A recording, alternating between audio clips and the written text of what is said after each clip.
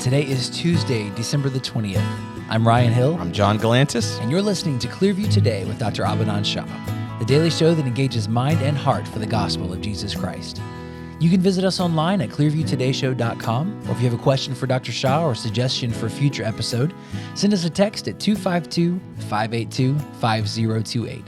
You can also email us at contact@clearviewtodayshow.com. That's right. And you guys can help us keep the conversation in the airwaves by supporting this podcast, sharing it online, leaving us a good review on iTunes, Spotify, any podcasting platform that you're listening to this on. It just help us keep the conversation of Jesus Christ going. That's right. And share it with your friends. Share it with That's your right. family members. Share it with a loved one. Let them know about the show. Yeah, invite them to be part of the Clearview Today family. That's right. We've been seeing a lot of discussion. A lot of you guys are texting in. We appreciate that. We love getting your texts. We love hearing how the show is helping you. We love hearing how you're enjoying it and how you're sharing it and how your family is being blessed by it and your friends are being blessed by it. So God is really working and moving through the show. We thank you guys for supporting us. Absolutely. John, you want to do the verse of the day today? Yeah, man, let's do it. Let's see. Verse of the day is 2 Corinthians 10 and verse 5. Casting down arguments and every high thing that exalts itself against the knowledge of God, bringing every thought into captivity to the obedience of Christ. Casting down arguments in every high thing. Taking captive your thoughts, taking control of your mind. Yeah. And bringing every thought into captivity. That's such an interesting phrase. Yeah. Because a lot of times I feel like we think about thoughts that just are things that happen to us passively. They're intrusive. Right. Right. We have no control over them. We use language like your mind wanders Right. and you lose your train of thought. Right. But the Bible tells us to have an active role, an active handle on our thought life. Yeah. Because it can so quickly get out of our hands. It's not the mark of a strong Christian to not have control of your mind. Yep. You know, for you to be in control of your mind, I think it shows, number one, your spiritual discipline, your discipline towards God and what you think of God, what you think of the mind that he gave you. And I think just your overall character as a person. You know, it's not a mark. And I mean, I get that there's people with, mental disorders. We're not talking about that. We're talking about people who let their mind get away from them. Right. And not controlling the thought. Bring every thought captive. Capture it. You know what I mean? There's an aggression there. There's an intentionality. Yeah, there's language of force, of subjugation. Right. You are the one in control of your thoughts, not the other way around. That's right. Speaking of which, Yep. I think my wife might have an addiction problem. Oh. She no. She got Animal Crossing. Oh, And on the Nintendo Switch, and things ain't looking too good. yeah. Ellie is a very she can become obsessive when it comes to games or when it comes to really just games. Yeah. I've never played, as big of a Nintendo fan as I am, I've never played Animal Crossing. I have never played Animal Crossing either, but my wife, Elizabeth, loves Animal Crossing. What is it? So the best I understand, and I've only ever watched her play, the best I understand is that you are this settler on an island. And you have different people who come to your island, who cross a bridge to come to your island. Are these people in real life, like other players? Sometimes, but most of them are like NPCs, characters that are animals. Okay. Hence Animal Crossing. Okay. And your goal is you have to construct a certain number of things, and you have to essentially settle your island, and you have resources that you collect, and you collect a certain number of animals and display them in a zoo or a museum. Is it like Minecraft? Is it Minecraft? It's not building in the same way that Minecraft is building, but in the same sense of you can do whatever you want. That's at least from my understanding. And now there are people who may love Animal Crossing who are going to tell me that I'm wrong, and that is 100% fine. I don't know much about the game. Yeah. But my wife loves it to the point that my twins have profiles set up on Animal Crossing. Oh, no, and bro. so she would get on their profiles. Oh, no, she's to using the send baby's gifts profile? back and forth to herself. No, she is not. 100% yes. Elizabeth is getting on the baby's game 100% yes. and sending gifts to herself? With prior knowledge, she said, hey, I'm going to get on your profile today, Elizabeth and we can trade gifts back and forth. Can't do that. She did. She got on the baby's game. Yep. Oh, my good gracious. Because it's not the baby's game anymore. Now it's her game. It sounds like... She loves it. And everyone that plays it regularly, loves it. I can't wrap my head around it.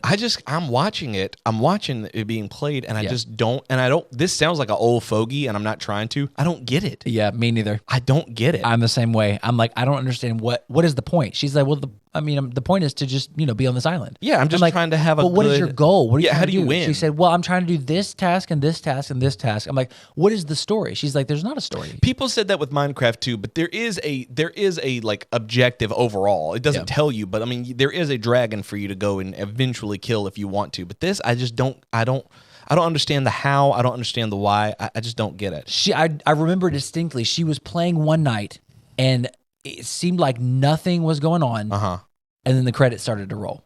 On Animal Crossing? Yeah. And I was like, oh, did you beat the game? She's like, I guess.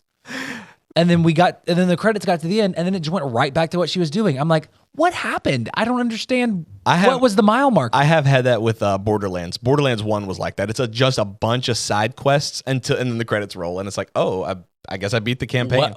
I thought it sounds like Minecraft, and I wonder because Ellie's got what I like to call a little problem with Minecraft.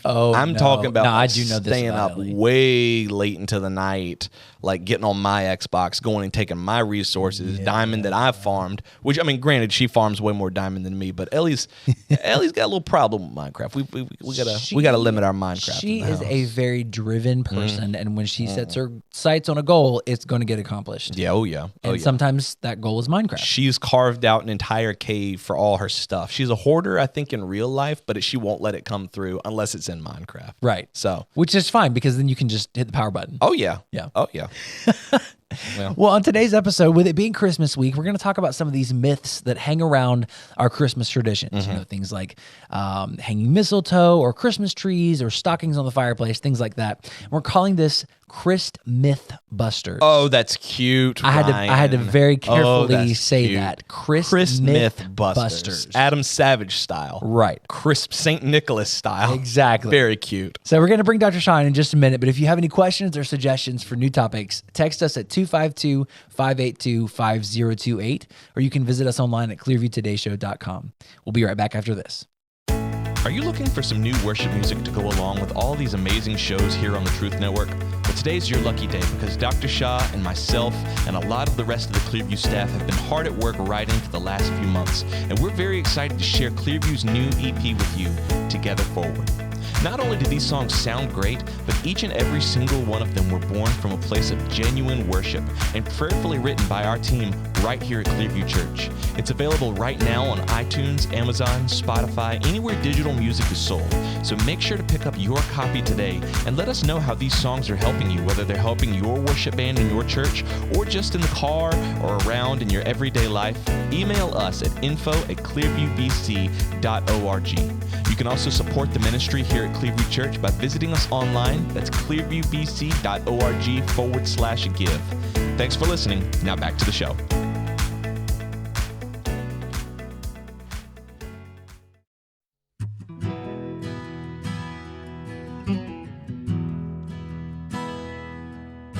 Welcome back to Clearview Today with Dr. Abadan Shah, the daily show that engages mind and heart for the gospel of Jesus Christ.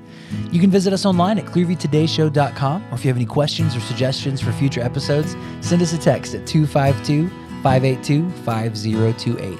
Dr. Shah's with us in the studio today. Dr. Shah, how are you today?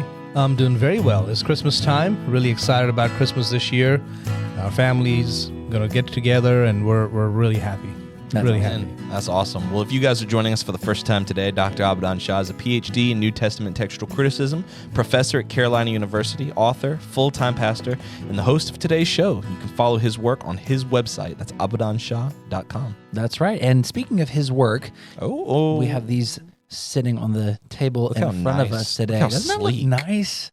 Man, that would look great Put the camera on me. your Look bookshelf. how nice. That would look great on your bookshelf. Look at that spine right there. Look at that right there. Yeah. This is on Respect your the bookshelf. aesthetic. Your bookshelf. Your bookshelf. This is on your bookshelf. Imagine your bookshelf with this on it. Take a minute. 30 Days to a New Beginning, available now wherever books are sold online. Cut me off, man. I was in the middle of an I'm so example. sorry. Take Go a ahead. minute.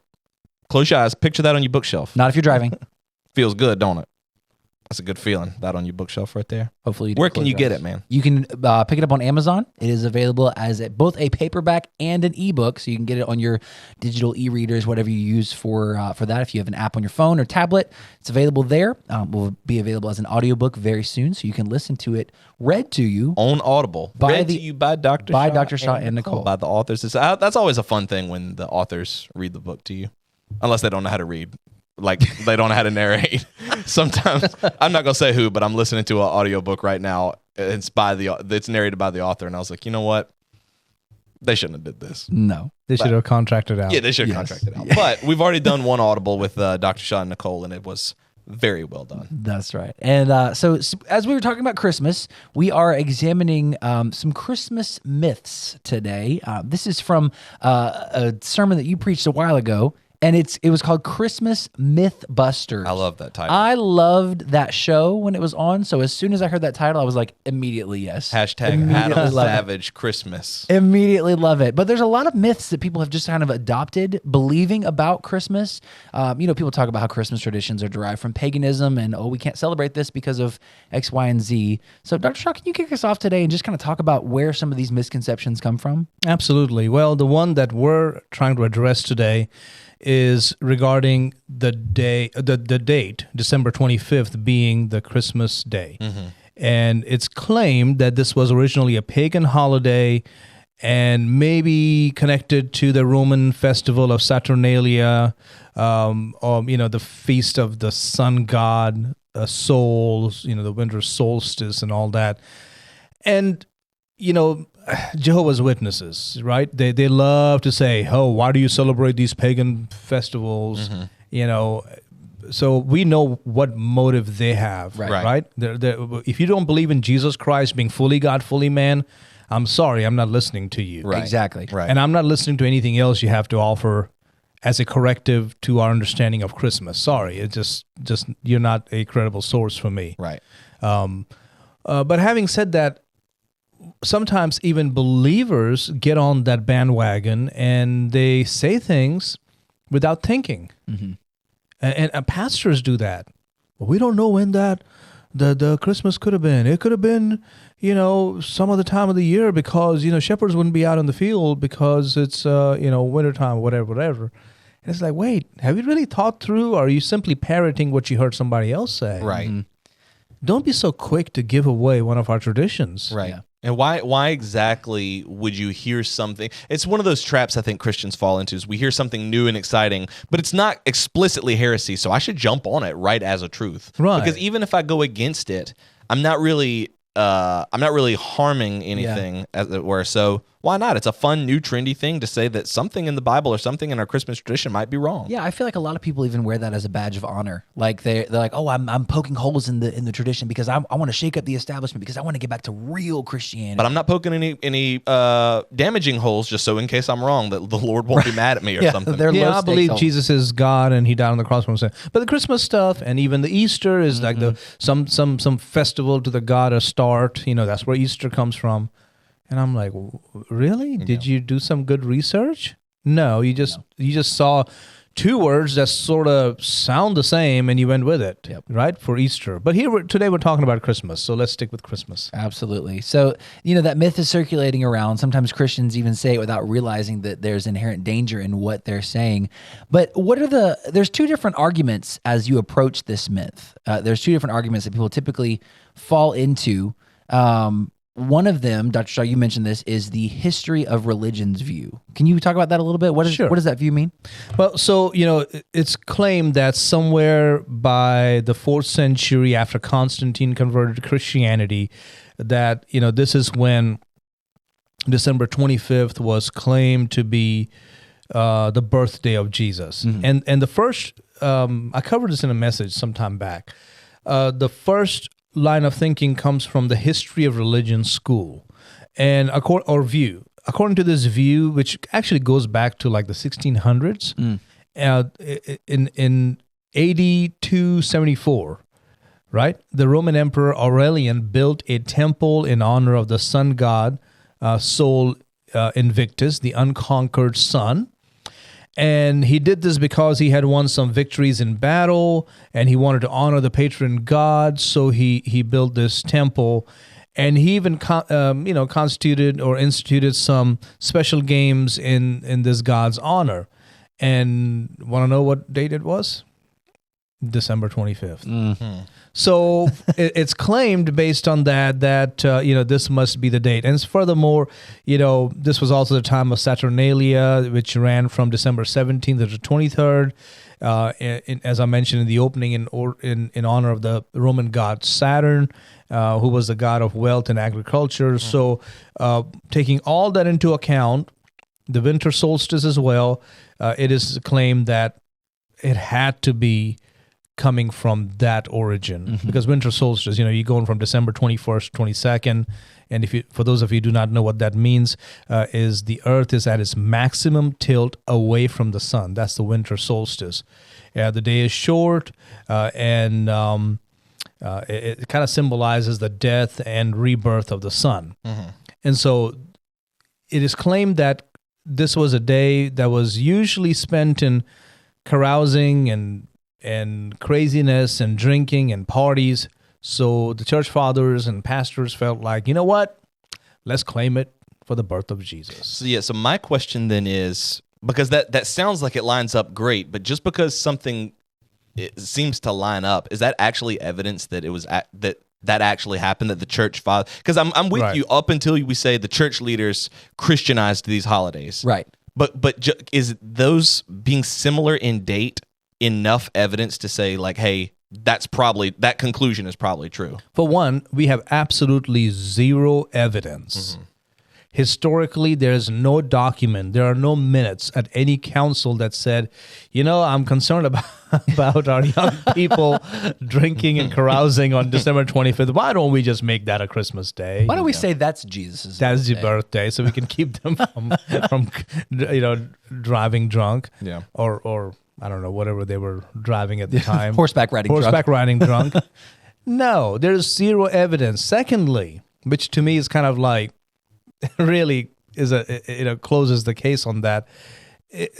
In parts of the world where the Romans were not in charge, guess which day they were also claiming as the birth of Jesus? December 25th. No, 25th. Yeah.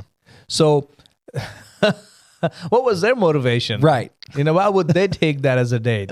Right? I mean, we know about the schism of the church. I mean, that would be one thing they would have said, absolutely not. Now, I know there are some parts of the world that do have different dates for Christmas, but it's still in the vicinity of that time. And who's to say that Saturnalia wasn't instituted on the 25th to conflict with Christmas? If Christmas was really being celebrated in Rome from the beginning, then there's nothing to say that it's not actually the other way around. Right. You could do that. That's a great point. Where's the evidence that the opposite isn't true? Yeah, exactly. That all the Saturnalia festivals were actually set to conflict with the birth of Christ. You mentioned two views. What's the second one? Yes. So the other one, this was based on some research I did, is the calculation view. And according to this view, the church leaders sort of determined December 25th by taking it from the date of the Annunciation, when Gabriel came and announced to Mary, and then the conception of Jesus, and then taking it backwards. So it was sort of,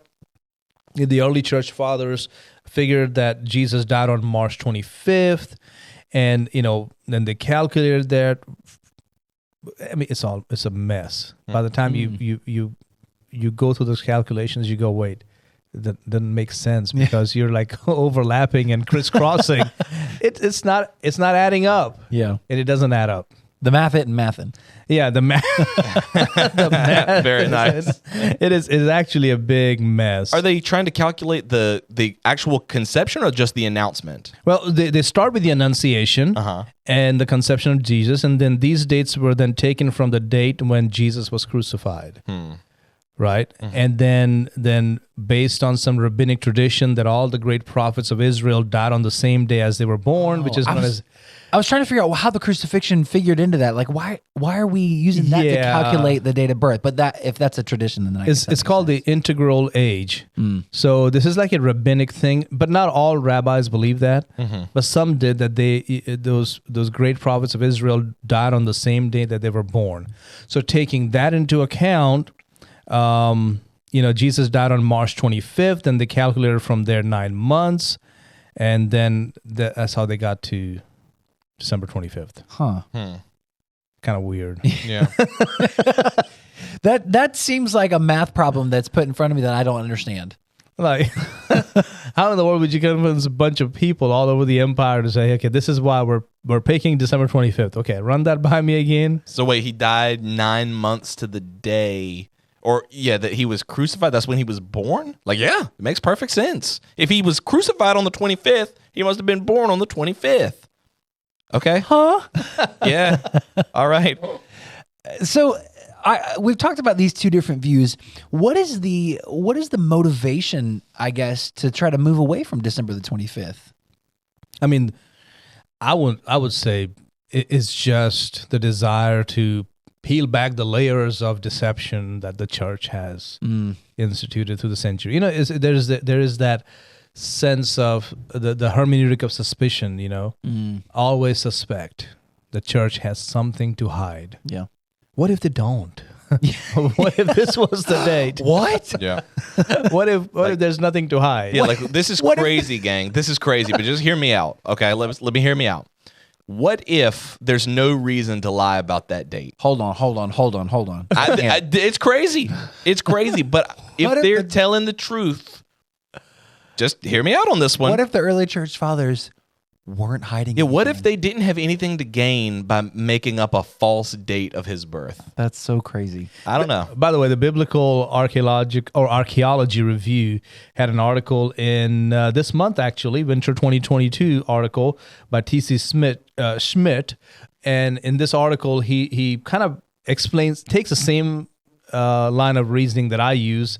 And he talks about how Hippolytus of Rome, it's often claimed that, that he had something to do with this. But again, when you read his writings and you study his stuff, he actually was simply carrying on the December 25th tradition, not creating something new. So, I mean, when you go back to the Gospels, let's go back to the Gospels. Let's see very quickly. Our time is short. Matthew chapter 2. It talks about, Jesus was born in Bethlehem of Judea in the days of Herod the king. Behold, wise men from the east came and said, where is he who was born king of the Jews? For we have seen his star in the east, have come to worship him. When Herod the king heard this, he was troubled, and all Jerusalem with him. So when did Herod die? Let's begin with that, okay? Josephus tells us of an incident before the death of Herod. There's a situation that took place where he had set up a Roman eagle above the gate of the temple, and this was sort of a slap in the face of Jewish people. And Herod was getting sicker by the days, and some of the rabbis called on the young men to tear down the eagle from the gate. Kind of sounds like the world in which we live today. And they did, but they got caught. And Herod sent them to Jericho along with the rabbis and ordered that they be burned alive. Wow. Oh, yeah. Hey, this dude was serious. Yeah, he was very serious. The date of the execution was January the 10th, 1 BC. But he's getting worse, okay? Herod was getting worse. He's getting sicker. So he decides to head out of town to the mineral springs beyond Jordan in the middle of February, which is February 1 BC. So then there's a statement we have by an ancient writer by the name of Macrobius, and he recorded some witty sayings of the Roman Emperor Augustus when he heard that, one of the sayings is, on hearing that the son of Herod, king of the Jews, had been slain, when Herod ordered that all boys in Syria under the age of 2 be killed, Augustus said, it's better to be Herod's pig than his son. It was kind of a play on words there. Who's his pig and Huios his son. So we have the date when Herod had his son Antipater executed. And Herod died just 5 days after his son's execution. And this would place his death on April the 8th, 1 BC. But don't stop there. Let's go a little step further. When did Herod have those 2-year-old and younger killed? Well, Matthew 2:16, it says, then Herod, when he saw that he was deceived by the wise men, he was exceedingly angry, sent forth and put to death all the male children who were in Bethlehem, on and on. And so how does this help us with the birth of Jesus? Exactly where we have always believed. It comes right back to December 25th, okay? We're going by the April the 8th, 1 BC, but back it up. Now, the second evidence is Luke chapter 1, verse 5. It talks about the days of Herod, the king of Judea, a certain priest named Zacharias of the division of Abijah. This is, is referring to the priestly course, okay? So coming from the division of Abijah. So it is complicated, but when you study the priestly calendar, it puts Zechariah's service around September 5th through the 11th, 3rd BC. According to tradition, John was conceived around September the 22nd, 3 BC. Now, what does this have to do with the birth of Jesus? Because we're talking about John the Baptist, Right. Baptist or baptizer's birth being September 22nd, 3rd BC. Well, Luke chapter 1, verse 26 says, "Now in the 6th month, the angel Gabriel was sent by God to a city of Galilee named Nazareth to a virgin betrothed to a man whose name was Joseph of the house of David. The virgin's name was Mary." So count 6 months from September. Where does it come to? March. March the 2nd BC. That's when Jesus was conceived. So if he's conceived March the 2nd BC, when is it? Yeah, about 9 months after 9 that. months later would would be December. December. Yeah. So I'm not going to say necessarily like December 25th. What's the date, the night? Okay, what if it was 26th? Does that mean the whole idea of December 25th being the date that we consider as the birth of Jesus being like, oh, that's a pagan holiday? Yeah. We don't even know when he was born. No. Once you take the account of Herod in Matthew chapter 2, then you take the account of Zacharias in Luke chapter 1, we get a pretty good indication that somewhere in that December into January period is when Jesus was born. Wow. And so the whole idea of the shepherds thing, let me just address that very quickly, watching over the flocks by night, how can you do that in the winter? According to the Mishnah, the sheep around Bethlehem were outside all year. So the ones who keep saying about it's too cold out there, well, apparently they're they're we out have there all year. documentation that tells us Yeah. they were outside all year. And this was especially true when it came to the Passover sheep, which had to be outside for 30 days before Passover. So this would be in February, the coldest and wettest month of the year. December would not be a problem. Yeah. Yeah. So February, they were out there. So December, it's not as cold yet, guys. It's like for us, it would be sometime in October. Would you have a problem? Being out there tending sheep. No, and it's Yeah. probably colder in February than it would be in December. Yeah. Right. And they're out there. Yeah. So why would December be a problem? It's like, oh, I can't be out there. Right. It's 60 degrees. Right. So celebrate on the 25th. Yeah. Yeah. It is fine. That is when Christmas is. I just want to tell people, please don't let anybody keep stealing our traditions based on, can I just say it? Yeah, go for it. Dumb arguments. That's true. That's true, man. A dumb argument ain't worth stealing your Christmas joy. That's right. You don't gain anything. No. You don't gain anything. It's just a at all. loss. That's right. Don't bank your life on a loss. That's right. That doesn't make any sense. That's right. If you guys enjoyed today's topic or you have suggestions for future topics, send us a text at 252-582-5028. You can also visit us online at clearviewtodayshow.com, and you can support us financially on that same website. We're grateful to you. We're grateful to all of our giving partners. And we want you to know that what you do in giving and supporting us financially goes directly to benefiting people nationwide and reaching countless people with the gospel of Jesus Christ. That's right. Can I leave you guys with a quote today? Yeah. Yeah. Please. All right, here's my quote for you today. The first service that one owes to others in the fellowship, talking about Christians, consists of listening to them. Just as love of God begins with listening to his word, so the beginning of love for our brothers and sisters is learning to listen to them. Wow. That is from Life Together by Dietrich Bonhoeffer. Oh, wow. Very cool. It sounded pretty cool. Yeah, I love that. I love Dietrich Bonhoeffer is one of my favorite historical Christian figures. Very cool guy. Very nice. Pastor, Very spy, courageous, too. Very Yep. courageous. Worked very hard to make sure people were taken care of. So very cool. Awesome. We love you guys. We'll see you tomorrow on Clearview Today.